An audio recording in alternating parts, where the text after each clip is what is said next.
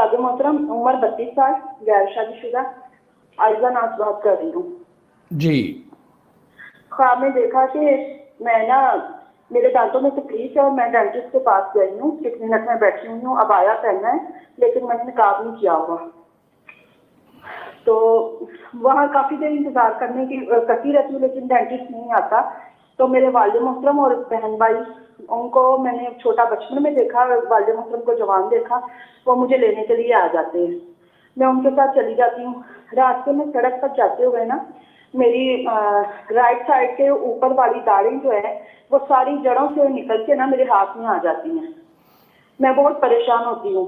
घर जाके वालदा से जिक्र करती हूँ तो वालदा कहती है मुझे दिखाओ। वालदा के सर पे दुपट्टा नहीं है, और वालदा ना जब देखती हूँ तो वो कहती है कि देखो तुम्हारे दांत तो पहले से ज्यादा मजबूत और अच्छे दांत, तुम्हारी दाढ़ी वापस आ गई है, नई दाढ़ी उगाई है।